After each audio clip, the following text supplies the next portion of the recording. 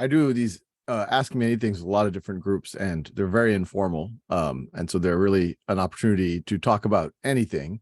And so since there's no formal agenda, I don't see any problem, getting started. I think there's two ways you can ask a question. I'll try to keep track of the chat as well as possible. And also you could raise your hand and I will call on people. Actually, what would be fun for me is if everyone in the chat could just I know everyone's saying hi. Good. A couple folks have introduced themselves. And I like that. Like, the way Guri said, I'm in India, I live in Kenya. So it gives me a sense of who people are. Are you in high school? Are you in college? Are you outside of college? So just, yeah, anything people are willing to share. It's fun for me to just get a sense of who folks are and where they're coming from. And while folks do that, feel free to raise your hand. Ask me anything. All right. Navya, you're quick to the trigger. Good. So, hi Sal, I'm Navya. I'm a high school senior from India. And this summer on Schoolhouse, I tried to host my first economics sessions as an extension of this organization called Eco Decode that I founded. So what are your thoughts about expanding our education beyond STEM to things like humanities and economics? Simple answer is yes. I think that's great. And you're talking about Schoolhouse specifically or all of education? Both, Schoolhouse, Khan Academy, and in general. Yeah. No, well, I mean, econ, which most folks would consider something of a science, but obviously it touches on the humanities as well. So Khan Academy already does have micro and macro econ. So it has kind of those first year university level courses. In theory, I think this would be a great thing for Schoolhouse as long as we can get a critical mass of folks to start using it. And if everyone can mute, because I think I'm getting some ancillary noise. Yeah, but I think generally speaking, Anissa, I think you need to mute. All right. But I think the general idea is one frame of how I've thought about Schoolhouse, and I've definitely shared this with the Schoolhouse team, is you have Khan Academy. Khan Academy's goal is to cover all of pre-K through the core of college, not just in STEM, but also the humanities. You get, your core instruction through videos, through articles. You get practice, which is mastery based, which means it's a very deep item bank for any skill, and you get some spaced repetition to make sure you've really understood the concepts. But we know Khan Academy by itself, I'm sure a lot of y'all use it to bone up on things, refresh things, but it still doesn't have all of the trappings of a school. You still don't have a place to talk to other people. You don't have a place to get extra help above and beyond. We're changing that a little bit with some of what we're doing with generative AI and Conmigo.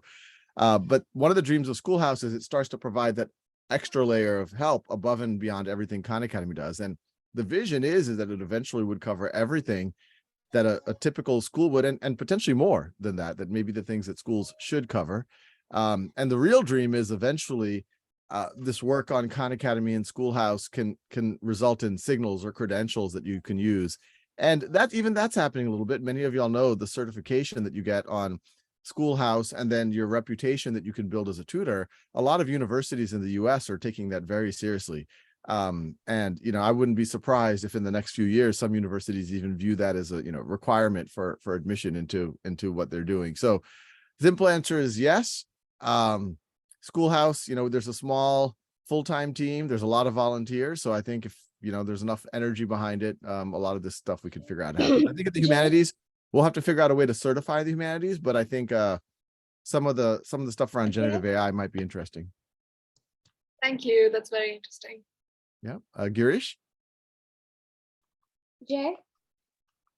Mr. Khan, can you hear me? Yes, I can hear you. Mr. Khan, I want to let you know that I'm a 10th grade student deeply inspired by you, sir, and it's actually a really huge honor to meet you. My question is, my question is about your life and kind of my future.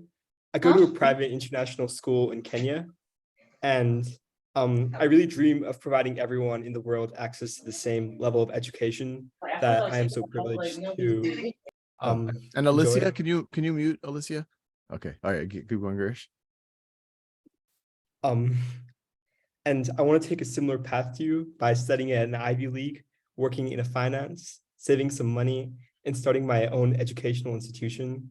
But I want to start a school, but kind of like a virtual corporate K-12 school that is a primary source of education and not kind of like a supplement that you can see on that Khan Academy may be viewed as. And while I admire the nonprofit nature of Khan Academy, I think business will allow me to like reach the poorest of the poor. And I think I like, this is just a dream, but I think maybe I could do that through income-based pricing. So everyone pays what they're able to pay. And like, I want to let you know that I want to make sure everyone is able to change the world. And I have actually, I wanted to make sure that you know that, these aren't just my dreams, but these are my goals because I've actually worked quite a lot towards them. I've been working really hard in school, and I'm taking SL and HL/IB advanced courses, and I'm in 10th grade. And I've just been working really hard in school to learn and do my best and get excellent grades. And I really did a lot to achieve my dream. And now my question for you, sir, is what else may I do to achieve my dream? I'm willing to do whatever it takes. Yeah, no, well, first of all, admirable dream. And I think the best way to do it is, I would say, two tracks: build your own skills, which it sounds like you're doing. And the other one is, start dabbling in it. And you have much more concrete goals than I did at your age. I was definitely interested in education at that time, but I didn't think, I had moments where I thought I might be some form of an educator, or I might want to start a school, but I didn't allow myself at that age to take it seriously. And I had other interests as well. So I would start thinking about those, but I think you have much more tangible goals, which is great. Although you should give yourself permission to change it, which I definitely have. Between your age and probably Khan Academy, I probably changed my goals at least 20 times. Yeah, and look, for-profit versus nonprofit, I think they both can be vehicles to doing good, and they both could be vehicles to being kind of not so good. And there's precedent for doing what you're talking about doing in the for-profit. There's one of Khan Academy's donors is a gentleman by the name of Carlos Rodriguez Pastor, who I believe is the wealthiest person in Peru. And he started a chain of for-profit schools, and he's not doing it for money. I mean, he doesn't need the money, but he just found that to be a better engine. But it's a low-cost independent schools in Peru. And I think the tuition is something like, the equivalent of $100 per month. So for a middle income country like Peru, it's actually quite affordable. And now that's spreading to a lot of Latin America. So I think he has something like 70 or 80,000 students in that school network. So yeah, I think that's real impact. I think there's other vectors. We have Khan World School that we started with Arizona State University, which is, as far as I know, it's the first in Arizona. For those of you all familiar with like charters in the US, this is essentially the government will pay for it, but it's kind of independently operated. In this case, we're doing it with Arizona State University. So if anyone's in Arizona, they get to go for free. And then if anyone's outside of Arizona, it costs what I would consider a lot by most people's standards, but it's relatively low cost compared to what it is or what other comparable schools are. So yeah, we're experimenting with that. That's still a not-for-profit model, but it is charging revenue. I think if you go for-profit route, I would just be careful about, if you take investors, who those investors are. That's my only advice. Ayushi. Hi, I'm Ayushi. I'm a high school junior and I'm really interested in coding and research. So I've been actually planning to do research since like the past 2 years, but I've always been unsuccessful. I just don't know how to like reach out to professors and stuff. So have you ever done research in maybe university or high school? Are you planning to start any research programs or something like that? Because I think that would be really beneficial right now because a lot of the research programs are, profit minded. So yeah, that would be really beneficial. And one more question, do you know anyone like that could assist me with this? I am going to apply to RSI, but the chances of getting in are really slim. Yeah, I'm not an expert at this. Even in my own, I did well at the end of high school. I was taking, and maybe this is actually not a bad path. Actually, my high school in Louisiana, and I think a lot of high schools in the US offer programs like this now, dual enrollment, where you could take classes at the same time at the university. And I ended up taking some advanced math classes at the time, University of New Orleans, while I was in high school. And there was a professor there, Dr. Santania. I almost think he took sympathy on me because I didn't have a computer at home. He saw that I had a lot of interest in computers. I think he had a little bit of extra money on a grant that he had. And so he hired me. And it was really great for me because it gave me access to a computer. That's when I really learned to program, and I learned to do it. I was doing a little bit of, I would call it light research for him. And he was a math professor at the University of New Orleans, but it was a good experience. I did a little bit more once I got to college. I got some research internships. I have to say that for me, I'm probably not the best person to ask because I never got quite the same type of research bug that I've gotten for things like, more things like engineering or building things. Like there's definitely been times in my life when I wanted to start something like Khan Academy or Schoolhouse or Khan World School, I have many failed startups too that I feel asking me now if I can go over those as well. Or I just wanted to build something that I thought would be cool. I've obviously made a lot of videos. I can get obsessive about that. I get very excited about the next thing I want to build. I have friends who are professors, who are researchers, who get the same way about research. When they're like on a problem, they they can't sleep, and and I've never been quite that. And that was the signal to me that, maybe I shouldn't be a pure researcher. I love learning things. I love going deep into things, but I'm probably not detail oriented enough to collect the data and to do all of the steps you need to do really rigorous research. I like reading research and talking about research, but to run really good studies, depending on the field, not always my personality. So I don't have the best advice. Maybe it's an interesting idea. I think one of the trends, mega trends that I think is interesting is things that 30, 40 years ago took a lot of capital, a lot of resources, a lot of institutional knowledge to do. They're getting more and more accessible all the time. Obviously, 30 years ago, if you wanted to publish information, you had to go through gatekeepers. Now you can just literally put something on YouTube. You could put it on Instagram. You could just publish a website. Before, if you wanted to, if you, I mean, that's probably the big one. If now with things like generative AI, you can start to create images, videos, eventually, documents in ways that you might not have been before. So things are getting more and more, in theory, accessible. I do wonder, is there a way that even research with a capital R in certain fields can start to become more, something that you don't have to go through the gatekeepers to do? You should absolutely continue to try to go through the gatekeepers. I think if you get to know some professors, even locally, get to really know their research, take their classes, talk to them about their research, etc. You'd be surprised how few people do that, actually make the investment. So that's the best advice I can give. Probably not the best advice though. So hi. I'm really sorry, but my school bell just rang, and I probably would need to ask this question now. Okay, go ahead real fast. So I've actually then read your book, like the One World Schoolhouse. I'm in the middle of it. I'm not very far in it, but I've been reading it. And I was just like, what was it like reflecting on that book, like reading it, like writing it, and then seeing it now, like in Schoolhouse. I'm so sorry for interrupting, but just no worries. Kind of had to get this. Yeah, sorry. I would say, initially just writing a book, I was skeptical of it because I was like, well, anything I want to share, I could just put it on YouTube, or I could put it on a website, just like I was saying.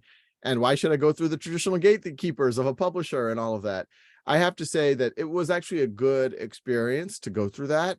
It forced me to structure my thoughts and put them together in a little bit more of a polished format than I was used to. And one of the things that I really cared about, I didn't really care about creating, quote, a best-selling book, or one that would be popular just in the moment. I cared more about something that I could stand by, and that, when I wrote the book, my son was like 2 or 3 years old. My daughter had just been born. My third child had not been born yet. And I kind of imagined, hey, I would like to write a book that my kids might one day read in 10 or 15 years, or maybe their kids might want to read. And so the idea is I tried to make them as evergreen as possible. knock on wood, so far, first of all, I continue to believe in everything in that book. And I think it continues to be, it doesn't feel like a book, at least to me, that's like, oh, Thank you. that's old news back from 2012. In terms of seeing the things in that book manifest themselves, like Khan Lab School or the World School or Schoolhouse.world, it's both exciting and anxiety inducing for me. It's great that these things exist, but I think anytime you create anything, you always feel like they're not as far as they can get. They still might not fully reach what your hopes are, and so you're always feverishly trying to get them done. And time goes by faster than you think. When Khan Academy really got on the scene, I was in my early 30s, and that might seem old to a lot of y'all, but many of y'all will be in your early 30s before you know it. But early 30s, when you're in your career, most people treat you as like, the young guy, the young, naive guy that can. And in my mind, I still feel that way. But then I look in the mirror and I'm like, oh my God, I'm almost 47 years old. I'm going to be 50 soon. And so I feel an urgency. I'm like, wow, the last 20 years went by pretty fast. The next 20 years might go by faster. I have a lot to get done if I want to see all of this vision happen. So, and then I meditate and I realize, at the end of the day, the sun will subsume the earth, and, the universe will die a heat death. And, so I shouldn't take anything too seriously. But anyway, on that note, Noya. Yeah, thank you. I'm a high school student from the United States. And my question is, how do you like to bounce back from conflict in your work and personal lives? Yes, conflict. That's a great question, actually. I actually haven't heard that question before, even though it's one that I ask myself a lot. I don't claim that I'm perfect at what I'm about to say. I mean, I definitely have gotten worked up and defensive and let my ego drive things sometimes, but I try to remind myself that I am not my ego. My ego will oftentimes, sometimes, it's there for a reason. It can sometimes help you, but many times, especially when you're talking about conflict, it's not there to help you. I think it's a little different with personal life and with work life. I think with personal life, there's relationships that are, I consider sacred on some level. Your relationship with your parents, your siblings, your partner, your children, assuming that they're not doing something atrocious to you, assuming that they are fundamentally good people that you respect. And everyone in my close family, I think, are fundamentally good people that I respect. I remind myself that whenever I might have a conflict with them, and I'm like, okay, I shouldn't let my ego or where one of us are in the moment be something that can undermine this thing that's very important to me. So usually what I try to do is, like, even if you're tempted, someone says something that hurts you and you want to say something back, like, okay, that's not going to be productive. Meditation is powerful. Meditation can, help de-trigger you in the moment, but even more, I think the more that you meditate, and I seriously started meditating about 10 years ago. I did it because I was actually getting claustrophobic on planes, and I think that was related to stress, etc. But I found the more that I did that, the more that I could disassociate myself a little bit when it was useful from my ego or from my defensiveness, and I think that's helped a lot.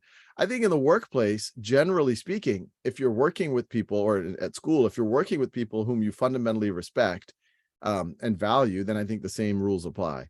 I think in work, there's a different variable of, you don't always end up working with people that are aligned with you or that fundamentally respect you or that you fundamentally respect. So I think that's the first thing. And oftentimes you have to get clear about what the beliefs are. Like I'll tell you in my work experience over the last 10 or 15 years, I realized that some of the conflict, like my old hiring philosophy was, so I'll just hire a bunch of really smart people who work hard and everything will be good. And then I realized that there was often a lot of conflict between smart, passionate people who work hard. And I'm like, what's going on here? And what it usually amounted to was misalignment. That person A wanted to solve problem B and person C wanted to solve problem D. And so they're at, or you didn't have strong enough leadership sometimes for me to say like, oh, look, we can't always have a consensus. It's okay to disagree, but after we disagree, we have to make a decision and move on. Now I've gotten much clearer with folks of like, look, this is what we're here to do. Let's just, before we debate how to do it, this is what we are here to do. And it's very important, I think, in a lot of organizations to be very clear there. Our head of people, you know, she quotes Brene Brown, you know, to be clear is to be kind, which I have now taken up that mantra as well. And, you know, sometimes being clear is like, it might make someone leave an organization or not. But that kind of hurts sometimes, but in the long run, it's probably better for a lot of folks. If fundamentally you're trying to solve different problems. But yeah, meditation, if I said it in one word, I think is the number one thing. And part of meditation is also don't take things too seriously. Like, I mean, it's amazing. We as human beings, we take so many things so seriously, and our ego and everything. Oh, the world's going to end if this doesn't happen, and then we die. It's just like, why did I worry about all that stuff? I'm dead, you know. Anyway.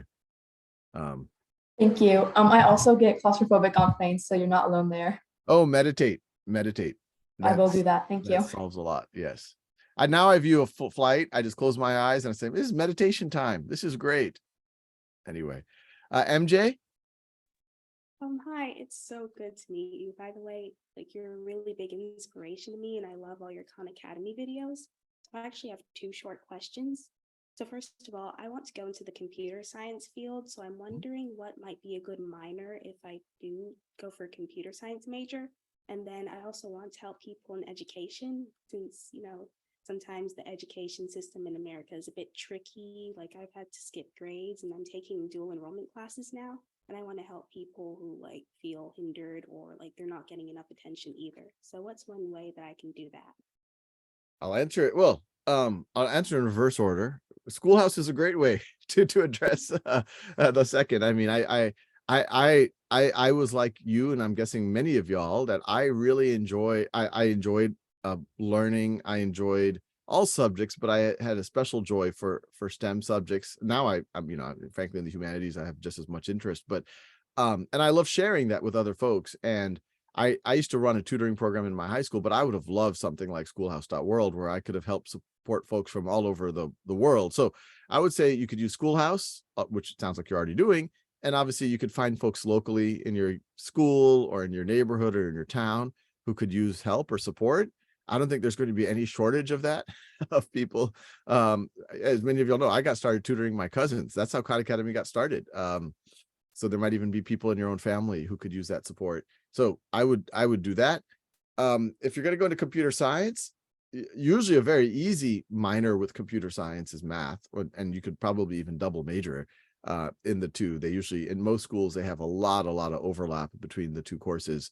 So that's, I mean, you don't have to minor in anything, you know, but my advice, if you're going to go into computer science, is it's great to go into the coursework when you're in college, and it sounds like you're already doing dual enrollment. And so the earlier you can get exposure to some of that coursework, the better, but just keep fiddling and keep making stuff. And yeah, I think, you know, whether or not you do a minor or not, math is an easy minor usually. It's not easy conceptually, but it's easy because there's so much overlap usually with the requirements with a computer science major.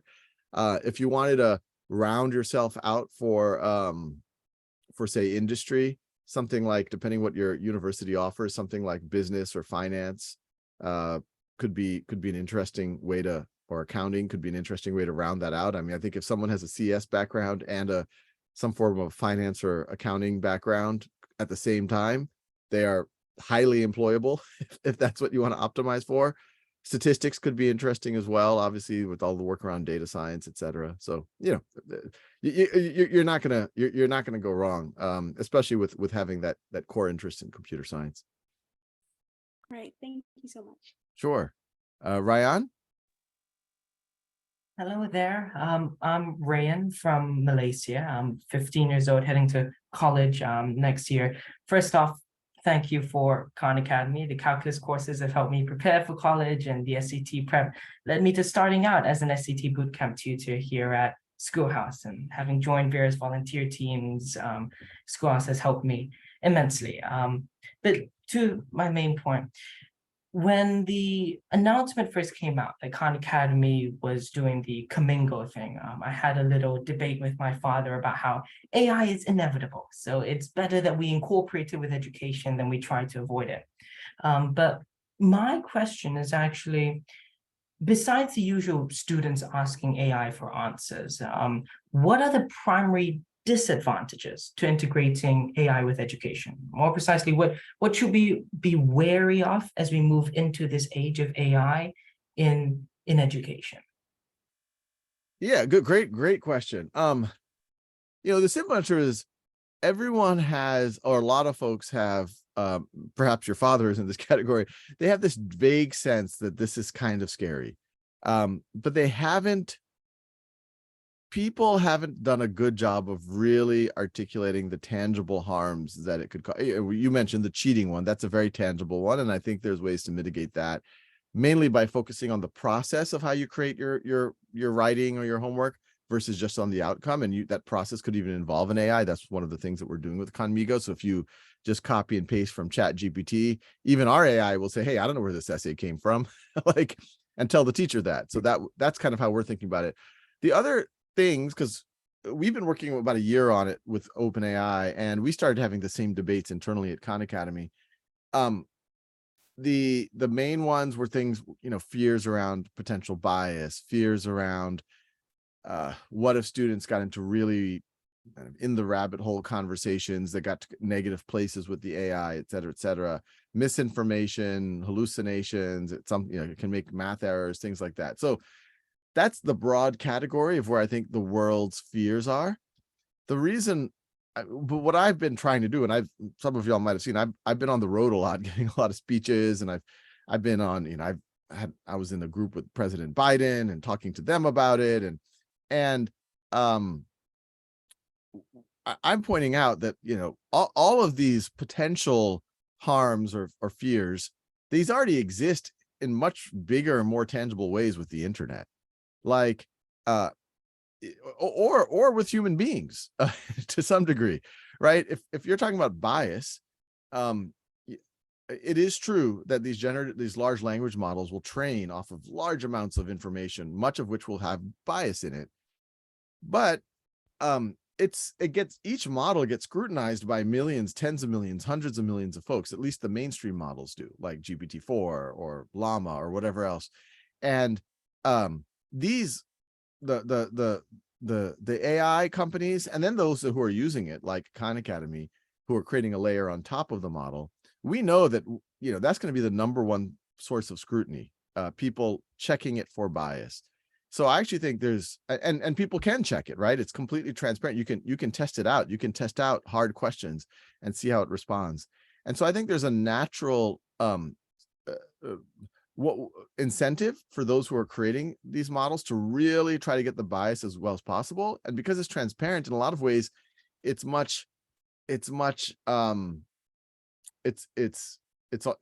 some ways less biased than what you might get in an average classroom. I'll give an example. I had a reporter come to me, and here in the US, some of y'all might be aware of, guns are a very they're a political hot potato.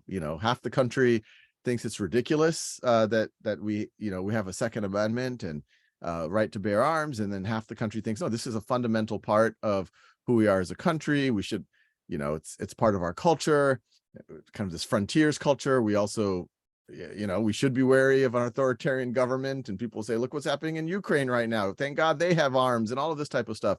So it's a very touchy issue. And so a reporter said, how does Khanmigo handle touchy issues? So let's try. And so the reporter said, ask Khanmigo about gun control and the Second Amendment, and ask it from the point of view of someone who is pro-gun control, who is against the Second Amendment. And so we did that. We're like, oh, and we took that tone, like, hey, it's ridiculous, there's a Second Amendment, et cetera, et cetera.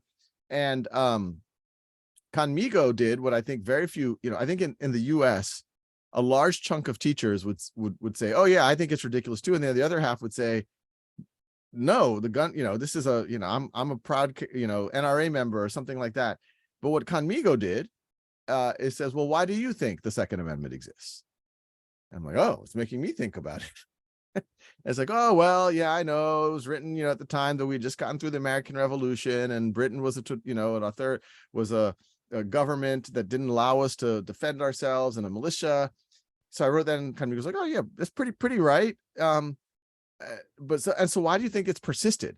And both myself and the reporter, because I actually had never tested Conmigo on that dimension before, we're like, yes, this is what a good education actually should look like. Like it is nudging me along, it's course correcting me, but it's making me struggle with the issue, as opposed to just affirming my point of view. Now, if I did that exact same thing, pre-generative AI, in a traditional classroom, I would say, I'm sure y'all are familiar with blue states and red states. And, in a place like California, I will get one point of view.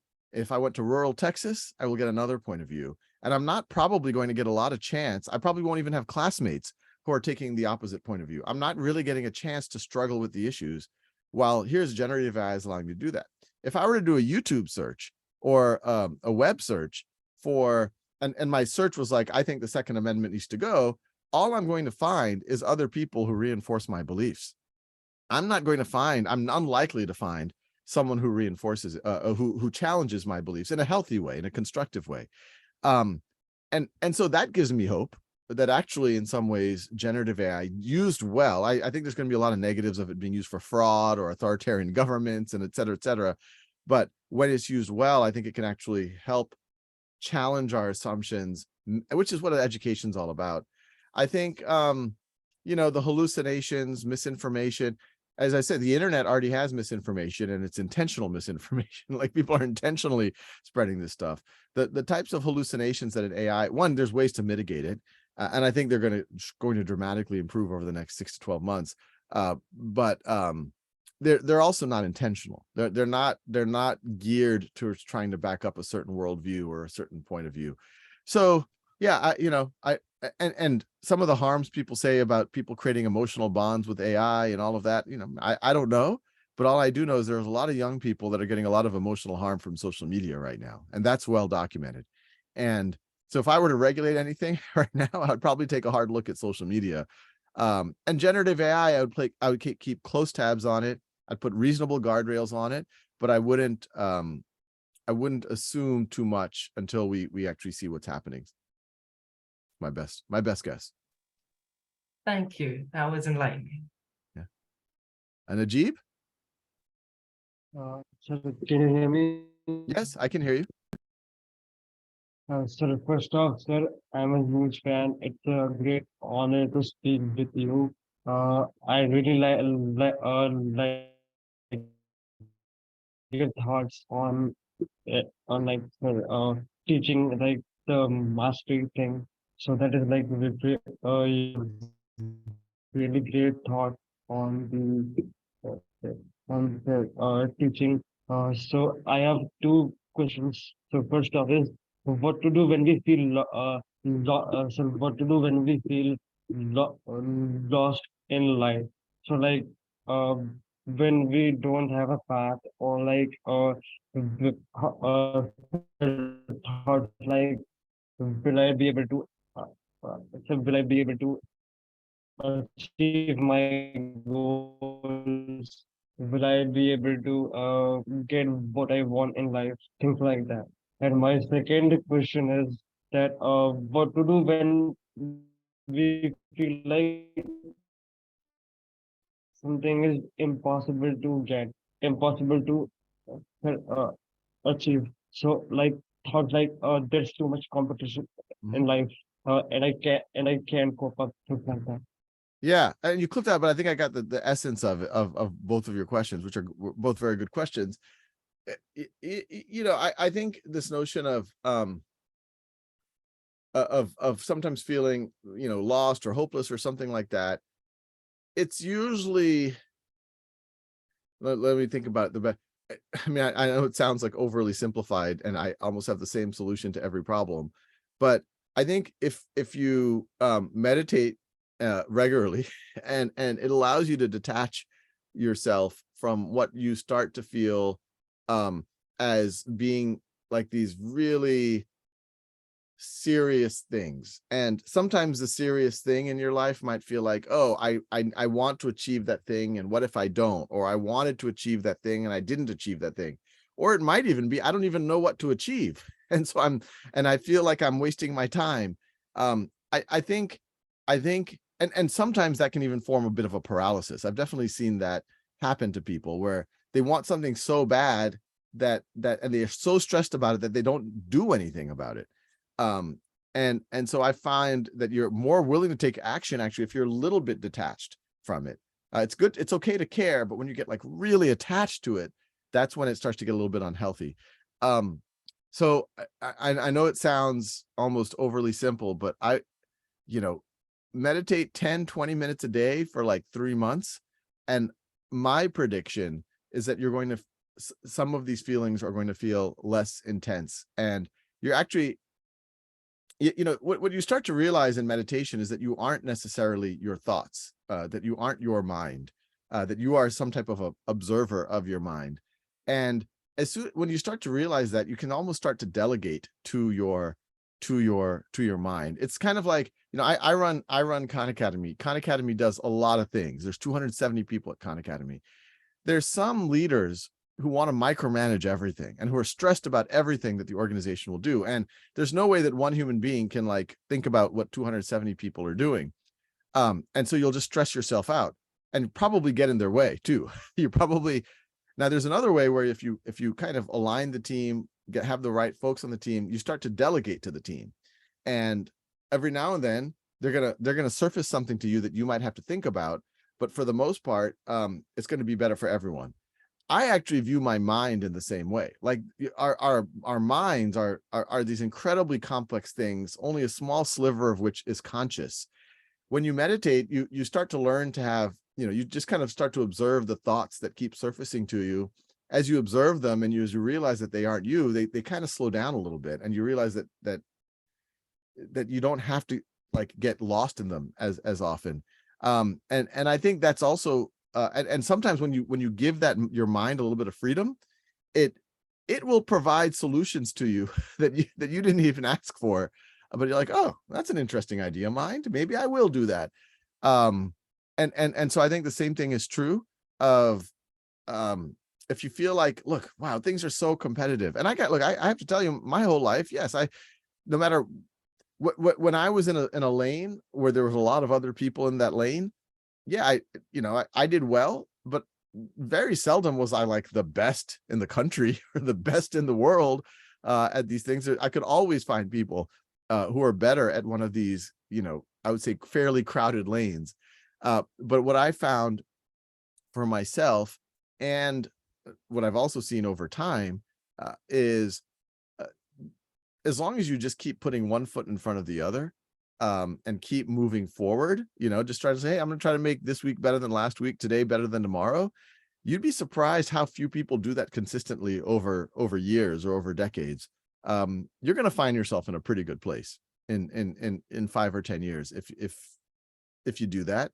And also, don't be afraid to find your own lanes. Tutoring, starting a not-for-profit, Khan Academy is a completely, I constructed a new lane for myself where all my friends are, in finance, or they're entrepreneurs in Silicon Valley, and they're in the lane of like, what's their next IPO and how much money they're worth. And that's how and you're never going to win that. I'm never going to win that game. Maybe some people will. But I'm in my own lane and I like this lane and I get a lot of satisfaction from it. So, and sometimes you discover your own lane through things like meditation, by liberating yourself a little bit from some of these attachments that oftentimes don't even come from you. They're coming from other people, or they're coming from society. So yeah, I mean, you should think about, okay, can I put food on the table? Can I support my family? Can I support myself? But if you live reasonably frugally, those things actually in not many cases aren't as hard as you might think if you kind of keep your needs low. And meditate. Devika? Excuse me. Oh. Excuse me. So the conclusion for my first question is that to meditate and like take a step back and relax, think, and this the conclusion for my second question is that to be in our own lane and like run. Yeah. Yeah, you don't have to win the Yeah, lane, that is right? what. Like, exactly. Yeah, You might, and I've been there too, where especially when I was y'all's age, I got attached to, I need to get into this program, I need to get this grade, I need to get this job. I need to get this person to like me. and sometimes it happened, sometimes it didn't. And almost always, as long as I picked myself back up and kept going, I usually ended up in a place that at least now feels at least as good or better than the thing that I was super attached to. So yeah. awesome. Devika? Thank you. Hello, can you hear me? Yep. All right, cool. My name is Devika. I'm currently a high school student studying in Malaysia, my last year of high school, so before heading off to college. And I guess I'll just start off by saying thank you to you and all the other teachers on Khan Academy for providing so many wonderful resources online for students of all ages, including my sister. My sister's like 7, and I'm homeschooling her right now, and it's impossible to keep You're her homeschooling her? It's a lot of work, but a lot That's with impressive. my mom. Yeah, Yeah. it works sometimes, but sometimes Yeah. she has her mood swings now and then, but yeah, I mean, a lot of the material, especially on Khan Academy Kids, is really helpful for my sister, and she's obsessed with David as well. Like listening to his videos on Khan Academy, she's like, "Oh my God, it's David!" I'm like, "Okay." And she'll just watch all the videos hours on end. One day, hopefully, she'll meet David. David is a bit of a character. Like, Yeah, no, I mean, she just loves the way he talks and teaches in the videos, and she's just so engrossed in the whole video. I can't even let her stop the tab. She just continuously watching without yeah, anyways. So the main question that I kind of wanted to ask you was, I'm currently going to be running a literacy program with an indigenous tribe here in Malaysia, alongside one of my teachers. So we are also supporting the students there using Khan Academy material online.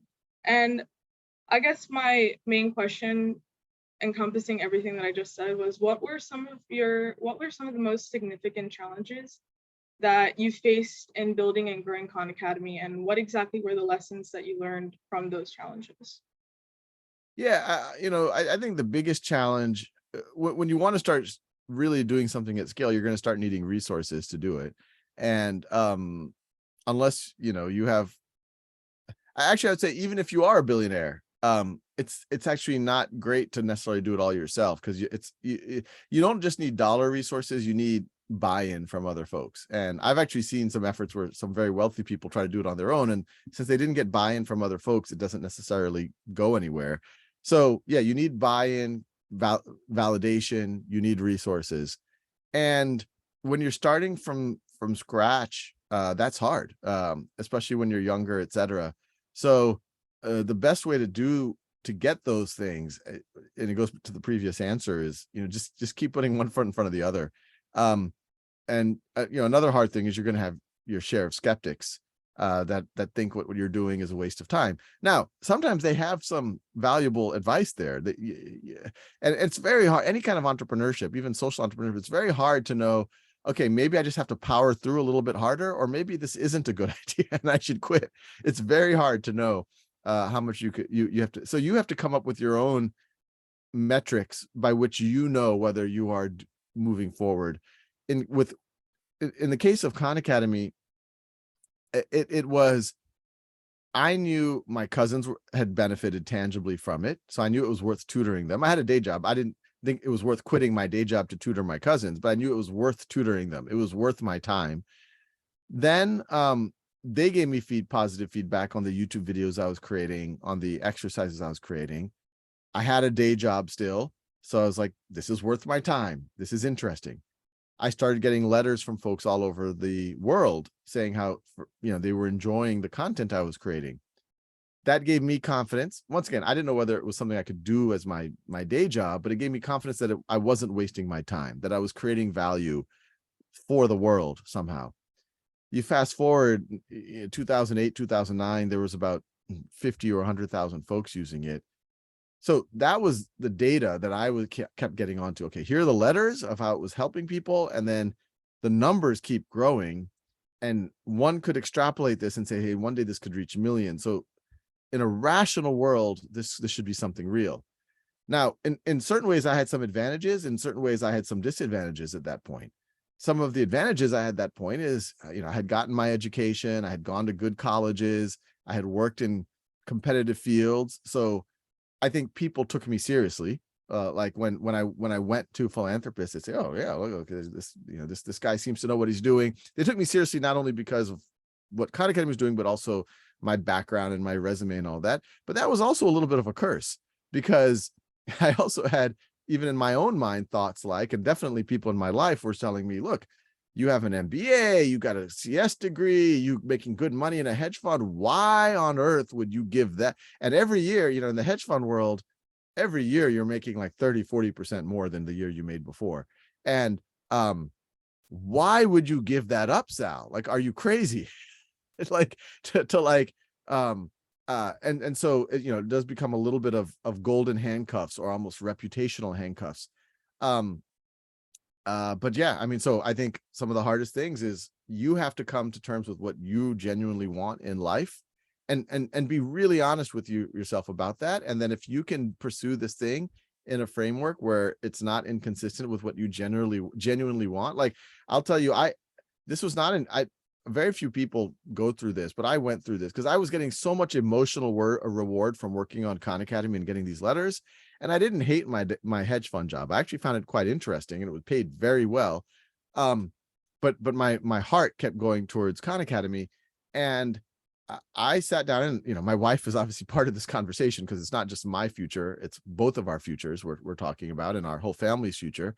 But we both agreed that if we both grew up not that well off. We both grew up in single parent households that were, kind of scraping along right around the poverty line in the US. And we already felt rich, right? We already had a 4-bedroom house. We had 2 Hondas in the driveway. We had, we could go to restaurants when we wanted, reasonable restaurants. We would go on vacations every now and then. It felt like we could save enough money eventually to buy a house, or to, or to send our kids to college. And, for us, if we had those things, that's all we need, really. I mean, like obviously I wouldn't, if someone wanted to give me $10 million or $100 million, I would say, okay, yeah, I could get a beach house or something, but like, I don't really need that. Like, I don't really need that type of stuff. And so I said, look, if we can, and between my wife's income and my income, and she's a physician, and if I can make like what at the time I said, if I can make a good professor's salary, like Stanford's down the road. I told myself, if I can make the same salary as a Stanford professor, between my salary and my wife's salary, we could afford to live, let's call it an upper middle class life, or middle class life in Silicon Valley, which is a very expensive place to live. And I said, if we can do that, then I'm happy. If I can wake up every morning and do what I want to do. And so that helped me overcome, I think, that very strong hurdle. And then, the next one is convincing other people that what you're doing is legit. And there's no real formula to it other than just continuing to be out there, doing good work, having measurable impact, and then showing people that. Thank you. Yep. Let's see, Agalia. Hi, Mr. Khan. So it's really great to meet you. My name is Agalia. I'm going into my senior year in Michigan. So I work as a teacher. I'm also an onboarding lead at Schoolhouseworld. So I love meeting new tutors and students. So my question to you, as a teacher and a student, what did you look for when you were hiring for Khan Academy and forming that initial teaching community? Yeah. So, the first few hires at Khan Academy weren't on necessarily the teaching side. It was right when I remember when I had that first meeting with Bill Gates in 2010, fall of 2010. And I gave him the pitch, and he was like, yeah, makes sense. And he's like, well, what do you need? And I was like, well, I would love to hire a team to be able to, scale the platform and create exercises and tools for teachers. And he was kind of nodding. And so he didn't commit to it right in that meeting, but I remember I was in the Seattle airport, and then I started calling people, and the first person I called was actually someone whom I first met in 10th grade. His name is Shantanu, and in Louisiana, I went to a math competition in 10th grade, and it was the first time I had been to that math competition. And one of my friends who had been to that many years said, he pointed across the room at this guy across the room, Shantanu, and he said, "That's the guy to beat." I was like, "Oh, that guy looks intimidating." And I ended up getting to the finals, and it was kind of this game where you have to go against each other. And I got it to the finals against Shantanu, and then he beat me.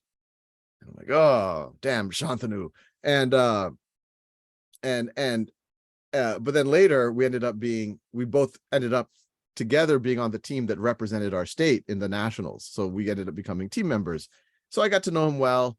Then we ended up going to college together, and we were roommates. And so, obviously someone I have deep respect for. He's like a brother now.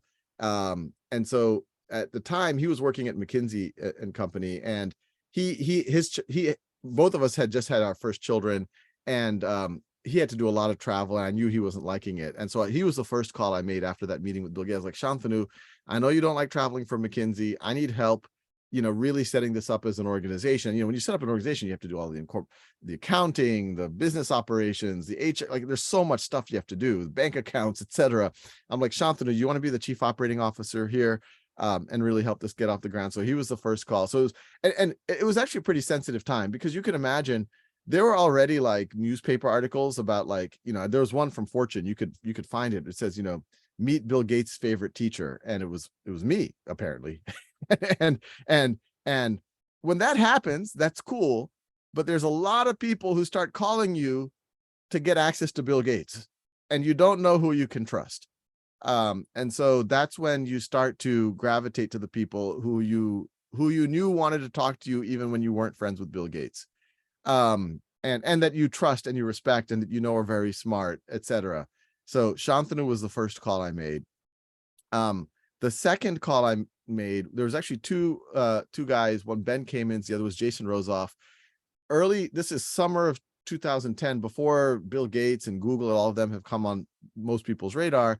They were volunteering to help with Khan Academy. They heard about it somehow and used it somehow, and they said, "Hey, could we help?" And when they started volunteering, I'm like, these guys, Jason was a designer and Ben was an engineer. I was like, they're incredible. They're like really good engineers. Like they're real, I had worked in tech for a while. So I'm like, these are not normal folks.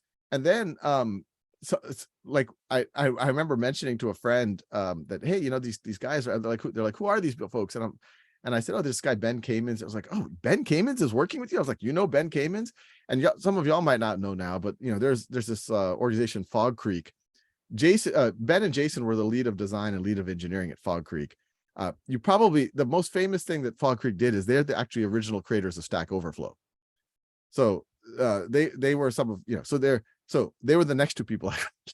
and once again, they had already been involved before. And so I trusted that they weren't just trying to get close to Bill Gates or, whatever. And then another interesting, the very first person to reach out to me to help with localization. For those of y'all who are from the Indian subcontinent, might find this connection intriguing. This gentleman named Bilal, who wanted to translate Khan Academy into Urdu. And Google, when they gave the funding, they wanted half of their funding actually to start localizing it into the languages of the world. And so when that happened, then I called Bilal and I said, "Hey, you've already started doing this, et cetera, et cetera." And the interesting connection is his last name is Musharraf. He was Pervez Musharraf's son, who lived out here in the Bay Area, but he ended up becoming our first head of international work at Khan Academy, and really helped, establish with which now we have in 50 plus languages in Brazil and India and, all these places. So yeah, those were the first 4 or 5 folks. And it was really just around people I could trust, people who had already shown themselves commitment to the mission and the vision. And I think after that, a lot of it was people that they either I or they had worked with at other work, at that startup level, people start to tap into their own network oftentimes. Now I look for people, obviously, who have the skills, who have the passion, but I also look a lot for alignment. that this is, you know, we're pointed in the same direction. Because when you have 270 people, if they're not pointed in the same direction, at least trying to solve the same problem, it can become a mess, which sometimes has happened. Maybe time for one or two more questions. Hung? And hi, this is Kennedy. It's really exciting to get to talk to you today. I think you're getting tired of AI questions, but now I want to ask I you. never get tired of AI questions. Yeah, it's interesting. So I want to ask you, why would you need like Khan and other AI tutors when you have Schoolhouse.world? Good question. And you know, I don't think they're at all mutually exclusive or in any way in competition with each other. Schoolhouse.world, you know, at the current, in the current scale of school, there is a vision. If one day we can get 10 million people on Schoolhouse.world, in theory, there's going to be someone at any moment who could literally answer your question literally in seconds, especially now that we have these subworlds and all things like that. But right now, that's not the reality. Is that, you know, I think the ideal, I think both. If right when you have a question, you want to dig deep, you have Khan for that. And then, but you also have Schoolhouse when you want to be part of a community, when you also want to support other people. There's also benefits of certification, building a reputation, et cetera, et cetera. I think there's also things generative AI can do that, at least in the near term, we're not, you know, Khan can emulate historical figures or literary characters. It can kind of debate with you about any topic. I think you can do some of those things with human beings, but it takes a little bit more coordination to do some of that. But yeah, I see them as you know, different layers of support, and ideally students use both. I mean, Yeah, thank you for the answer. Yeah, good question. Hafsa? Hi, Sal. It's really honored to be talking to you right now. I'm Hafsa. I'm a high school freshman from India, and I've been at Schoolhouse for about a year and a half now. My question for you is, so I'm from one of the lesser developed parts of India, and I'm someone who's really passionate, who's always been really passionate about learning, and I like to call myself partially homeschooled, since I do actually go to a school, since homeschooling isn't really officially recognized here. But I need to go to this school, but I really study on my own, where Khan Academy has been the main help and a huge help for me. So I've been getting ahead just out of passion, just out of interest in several subjects and several fields. I'm interested in pretty much all STEM fields as well as humanities. And yeah, I've really been getting ahead, doing a bunch of research, like just from books, just from people I know, just from the internet. Sorry to interrupt, just because I have to run in like a minute or two for another meeting, but just go with your question, Hafsa. Yeah, sure. So basically my question is, since I do all of this on my own, and we don't have any resources as such to prove that I have done this, how can I like help this make a difference in like college applications and in the future, since I don't have any concrete evidence as such to support it? Well, that's one of the things that hopefully Schoolhouse is there for. Obviously, you can take things, you can get mastery on Khan Academy, but it's hard for people to know whether that was your work. If you get certified on Schoolhouse in those topics, it's a pretty strong validation. And then if you go on to tutor those topics on Schoolhouse and build that reputation, and you know, I don't know if you're looking to go to school in India or go to the US, but in the US, there's about 20 universities, and these are essentially 20 of some of the top universities who are taking a serious look at Schoolhouse.world, not only your certifications, but are looking at your reputation as a tutor. And I can tell you that some of these universities, I mean, they tell us that like the Schoolhouse.world applicants have higher admission rates, significantly higher admission rates than kids, you know, even showing traditional transcripts and grades and test scores. So I wouldn't be surprised if you're very active on Schoolhouse and get a lot of certifications and are a really active tutor. If your goal is to come to the US, you should think of, well, you should think about it. And you know, one last parting word I will say for any of y'all, you know, US schools are, at least the price tag seems to be very high, but a lot of these schools, at least some of the, I would say some of the more, you know, the 20 or 30 richest schools, which also correlates with some of the most selective schools. If you're kind of middle class or below, they give very good financial aid. And, it used to be primarily for domestic students, but I've heard now they're also doing this now much more for international students as well. So with that, thanks everyone. Super fun questions. I'm sorry I couldn't get to any of them. I saw the question about the math concept map, our knowledge map. I do hope to bring it back in the next year or so. We will see, potentially powered by generative AI. But thanks everyone. Super fun questions. We'll do this again. Onward.